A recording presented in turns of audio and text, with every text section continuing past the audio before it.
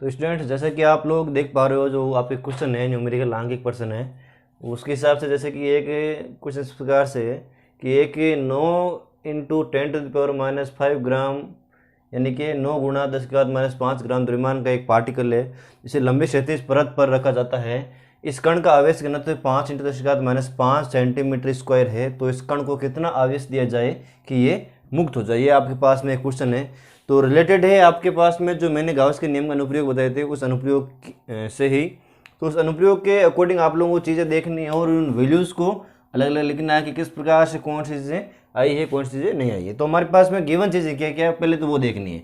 Given जो चीज़ है वो ये है कि सबसे पहले जो पार्टिकल का द्रव्यमान है, द्रव्यमान वो कितना है, द्रव्यमान है कण का 9 × 10⁻⁵ ग्राम। ठीक है बच्चों। और इसे लंबी क्षैतिज परत पर रखा जाता है। इस कण का आवेश घनत्व है, जैसा कि हमारे पास में हम कह सकते हैं कि ये हमारे पास में कोई एक अनंत लंबाई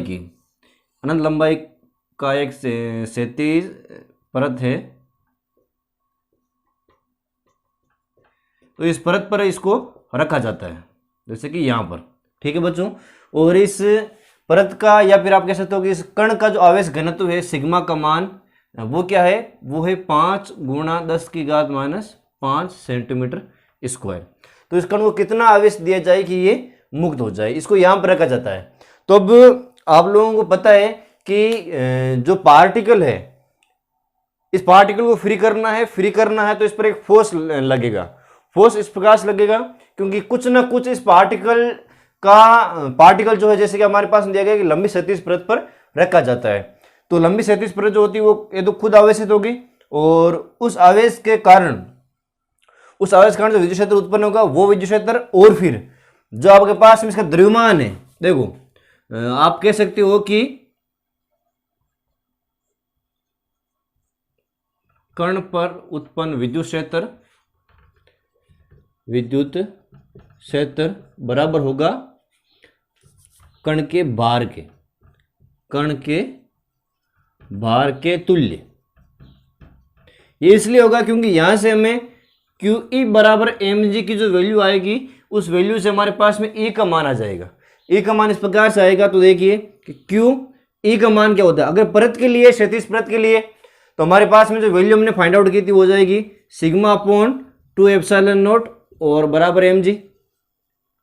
ठीक है बच्चों, ये आपके पास में चीज आएगी। तो इस कण को कितना आवेश दिया जाए कि ये मुक्त हो जाए। अब हमारे पास में वैल्यू किसी को ज्ञात करनी है, Q की ज्ञात करनी है। तो मल्टीप्लिकेशन के प्रोसेस में आप सॉल्यूशन करो आगे कि Q सिग्मा बराबर 2ε0 mg। ठीक है, और Q बराबर 2ε0 mg अपॉन सिग्मा। ठीक है बच्चों, तो ये आपके पास वैल्यू आ गई। अब Q का मान कितना आ जाएगा, देखो 2 × 8.85 × 10⁻12 इंटू द्रव्यमान कितना है 9 × 10⁻5 इंटू, और mg बार आप ले लो 9.8 या फिर 10 कुछ भी आप मान सकते हो आपके अकॉर्डिंग। और फिर सिग्मा का मान क्या है, सिग्मा का मान पृष्ठ आवेश घनत्व 5 × 10⁻5। तो ये प्रोसेस आएगा आपके पास में। तो इस वैल्यू से आपके पास में जो आपके वैल्यू आएगी, उस वैल्यू के अकॉर्डिंग, जैसे कि 10⁻5 से ये -5 कैंसिल आउट, और बाद में 5 है तो 5 का मल्टीप्लिकेशन हो जाएगा, जैसे कि 18 × 8.85 × 10⁻12 इंटू 9.8 अपॉन 5। ये वैल्यू आपके बच जाएगी, और इस वैल्यू से आपको Q का है वो मान निकालना है। ठीक है बच्चों, आगे सॉल्यूशन आप करके देख सकते हो किस प्रकार से प्रोसेस से पूरा लास्ट में मान आएगा। अगर मान लो लास्ट में आपको 3 से देखनी है, 10⁻6 बचे तो जो वैल्यू आएगी इंटू माइक्रोकूलम हो जाएगा, बस वही प्रोसेस में। ठीक है, और -9 आ जाएगा तब नैनोकूलम हो जाएगा। तो ये वैल्यू आपको थोड़ी बहुत ध्यान रखनी है। अगर -3 आ जाए तो मिलीकूलम, इस प्रकार से। ठीक है बच्चों, तो आइए नेक्स्ट क्वेश्चन की बात करते हैं। और नेक्स्ट क्वेश्चन के अंदर बच्चों बात कर रहे हैं, जैसे कि हमारे पास प्रश्न है कि एक 200 मीटर स्क्वायर क्षेत्रफल के लंबे परत पर 17.7 इंटू 10⁻⁴ कूलाम आवेश वितरित है, मतलब एक्सप्लोर है, डिस्ट्रीब्यूटेड है। तो निर्वात में 20 सेंटीमीटर की दूरी पर विद्युत क्षेत्र की तीव्रता में ज्ञात करनी, निर्वात में ज्ञात करनी, या वहाँ पर हमें इलेक्ट्रिक फील्ड इंटेंसिटी को फाइंड आउट करना है। तो गिवन चीज़ क्या क्या पहले वो देख लो कि एरिया हमारे पास में दिया हुआ है 200 मीटर स्क्वायर, क्यू का मान हमारे पास में 17.7 इंटू 10⁻⁴ कूलम, ठीक है बच्चों। और निर्वात में 20 सेंटीमीटर की दूरी पर हमें ज्ञात करना है। सबसे पहले हमारे पास में एक चीज़ आती है कि यहाँ पर चीज़ क्या दी हुई है, देखो गिवन चीज़ क्या है, लंबे परत पर, लंबे परत, ये चीज़ फाइंड आउट करनी है। तो परत के अकॉर्डिंग हमें चीज़ को ध्यान में हमारे करना है, ठीक है बच्चों। इस प्रकार से ये कोई अनंत लंबाई की परत है, तो इस परत पर एक समान रूप से 17.7 कूलाम जो आवेश है ना, जो टोटल आवेश है वो डिस्ट्रीब्यूटेड है। तो यहाँ का जो पृष्ठ आवेश घनत्व होगा वो क्या हो जाएगा, सिग्मा, क्या हो जाएगा, पृष्ठ आवेश घनत्व, यानी कि जो आवेश का वितरण है वो इस पृष्ठ आवेश घनत्व के अनुरूप है। तो टोटल चार्ज कितना होता है आपको पता है कि sigma Q equal to sigma A, sigma Q equal to sigma. तो हमारे पास टोटल चार्ज जैसे कि क्यू बराबर सिग्मा ए होता है, और यहाँ से हमें अगर फाइंड आउट करनी है सिग्मा की वैल्यू तो क्यू बाई ए हो जाएगा पास में, ठीक है। तो यहाँ पर हमारे पास में क्यू का मान कितना है, देखो 17.7 इंटू 10⁻⁴ बटा एरिया का मान 200 मीटर स्क्वायर, ठीक है बच्चों, ये चीज़ है। अब इस चीज़ को फाइंड आउट करने के लिए आपको देखो सिग्मा बराबर 2 इंटू 10⁻²,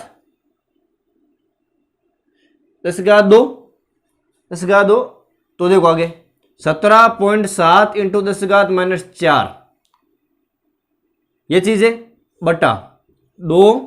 अब ये वापस ऊपर ले लो 10⁻² तो सिग्मा बराबर 17.7 इंटू 10⁻⁶ बटा 2। अब इसका डिवाइडेशन कर दो, अप्रोक्सीमेट आपके पास में 8 पॉइंट, देखो 8 दूनी 16, तो 8 दूनी 16 तो 8 पॉइंट वापस 7 आ जाएंगे। तो कंप्लीट चीज जैसे एक और 7 आ जाएंगे, एक और 7 आने पर वापस वही प्रोसेस 10⁻⁶, ये चीज आपके पास में कंप्लीट जो पृष्ठ आवेश घनत्व है वो फाइंड आउट होगा, ठीक है बच्चों। तो कैलकुलेशन को आपको ध्यान रखना है बस अच्छे से, और कुछ नहीं। नेक्स्ट चीज में अगर हमारे पास में इलेक्ट्रिक फील्ड इंटेंसिटी की बात कर दी गई है तो ए का मान देखो, और इलेक्ट्रिक फील्ड इंटेंसिटी जो होती है वो हाफ टाइम होती है आपके प्लेट के जो प्रोसेस में होते हैं वो हाफ टाइम होती है उसके। सिग्मा अपॉन एप्सिलॉन होता है एक तो, और दूसरा होता है सिग्मा अपॉन 2 एप्सिलॉन, ये हाफ टाइम देखो 1/2 पार्ट टाइम में। तो ई का मान यहाँ से हमारे पास में सिग्मा का मान क्या है 8.85 इंटू 10⁻⁶ बटा 2 गुणा कितना एप्सिलॉन का मान 8.85 इंटू 10⁻12। 8.85 से 8.85 कैंसिल, और वापस ऊपर देखो 10⁻⁻6 गुणा 10⁻12 बटा 2, ठीक है बच्चों, 1/2 है। तो देखो 10⁻6 बटा 2, तो ये कितना आ जाएगा 2 इंटू 10⁻⁶। तो ये हमारे पास में ई का जो मान है वो आ जाएगा। तो आप इसे कह सकते हो न्यूटन अपॉन कूलम, क्योंकि जो इलेक्ट्रिक फील्ड की जो मात्रक होता है वो भी आपको साथ में लगाना जरूरी है, ठीक है बच्चों। तो इस प्रोसेस में आपके पास में कंप्लीट चीजें वो निकल कर आई है। वैल्यूज को ध्यान रखो, और उसके जो इलेक्ट्रिक फील्ड इंटेंसिटी सिग्मा का मान, एरिया का मान जो दिया हुआ होता है उसको डिस्ट्रीब्यूट कर लो, अपने आप आपको कैलकुलेशन है वो आ जाएगी, ठीक है बच्चों। तो अब आइए बात करते हैं नेक्स्ट क्वेश्चन के बारे में, और तब तक आप एक बार स्क्रीनशॉट लेकर के चीज को देख लो और क्वेश्चन को एंजॉय करो, ठीक है बच्चों। तो देखो अब नेक्स्ट क्वेश्चन है आपके पास में, जैसे कि एक बेलन को एक समान विद्युत क्षेत्र E के साथ क्षेत्र के समांतर रखा जाता है, इस बेलन से गुजरने वाले कुल फ्लक्स का मान 0 है, बदला है। ये बात आपको प्रूफ करनी है कि इस बेलन से जो फ्लक्स का मान निकलेगा वो 0 है, 0 मतलब 0 है। तो डायग्राम के अकॉर्डिंग चीज समझें, बेलन है तो बेलन के प्रोसेस में आपको एक समान अनंत लंबाई के रे के आवेश वितरण के कारण जो आवेश का वितरण हुआ है, और उसके कारण जो विद्युत क्षेत्र की तीव्रता हमने फाइंड आउट की थी, उस तीव्रता का आपके दिमाग में एक्यूरेट और एक्यूरेसी से डायग्राम छप जाना चाहिए जल्दी से जल्दी। अगर डायग्राम नहीं छपा तो क्वेश्चन गलत हो जाएगा। क्वेश्चन बहुत इजी है, क्वेश्चन बहुत सरल है, ठीक है बच्चों। तो देखो ये डायग्राम में बेलन का डायग्राम हो, तो इस बेलन के डायग्राम के अकॉर्डिंग कि क्षेत्र जो है वो समांतर है इस बेलन के, ये चीज तो हमने कर दी, देखो क्षेत्र समांतर है, जैसे बेलन रखा हुआ है वैसे हमने क्षेत्र कर दिया।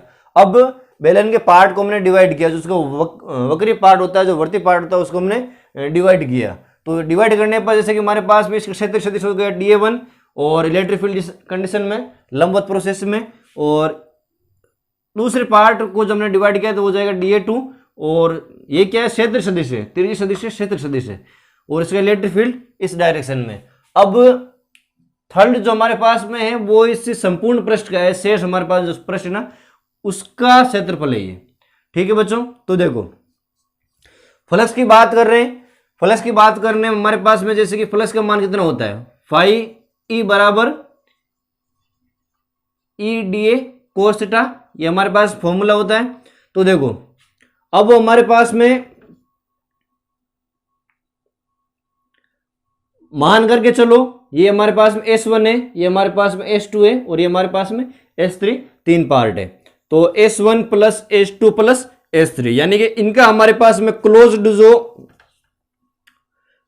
जो फील्ड है ना उसके बारे में बात करनी है। जैसे कि E dA1 cos theta plus integration close integration E dA2 cos theta plus integration closed E dA3 cos theta.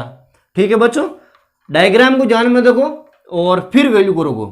हमारे पास में ई तो बराबर है, और dA1 का जो मान है वो भी dA1 हो जाएगा, और कोस थीटा का मान कितना होगा, कोस थीटा का मान कितना को देखो। अब नॉर्मल प्रोसेस में जो चीज है वो आप एक्यूरेसी के अकॉर्डिंग चीज देख लो कि कोस थीटा, यहां पर एंगल का मान फर्स्ट वाले पार्ट में कितना रखोगे, देखो त्रिज्यीय क्षेत्र और विजुत क्षेत्र एक दूसरे क्या है, प्रति समांतर, यानी कि 180 डिग्री बीच में कोण बन रहा है। सेकंड वाले पार्ट में समांतर है तो थीटा बराबर 0 डिग्री मान बन रहा है, और थर्ड वाले पार्ट में थीटा बराबर क्या है, 90 डिग्री। ठीक है बच्चों, तो इस कंडीशन में देखो कितना वैल्यू हो जाएगी, वैल्यू आ जाएगी आपके पास में, अगर वैल्यू रखेंगे ना यहाँ पर तो माइनस ई dA1, माइनस ई dA1। ठीक है बच्चों, plus cos zero, cos zero का मान कितना होता है, कोस जीरो देखो यहां पर जो वैल्यू है, यहां पर जो वैल्यू है कितनी आ जाएगी, कोस जीरो बराबर साइन 90, कोस जीरो बराबर साइन 90, तो ये वैल्यू हो जाएगी पास में ई dA2। ठीक है बच्चों, अब तीसरे प्रोसेस हो जाएगा, वो जाएगा कोस थीटा बराबर 90, तो कोस 90, कोस 90 साइन 0 के बराबर होता है, तो ये वैल्यू पूरी कैंसिल आउट हो जाएगा पास में। अब ये जो दो प्रोसेस है वो ही आपके पास में इलेक्ट्रिक फील्ड को निकालेंगे। अब इनका जो वक्री पार्ट है, ये वक्री पार्ट दोनों ही माप में और परिमाप में परिमाण में इक्वल है, तो dA1 और dA2 को हम मान लेंगे dA, क्या मान लेंगे, चूंकि dA1 बराबर dA2 बराबर dA, तो देखो माइनस ई dA प्लस ई dA, तो माइनस और प्लस कितना हो जाएगा, 5e बराबर 0।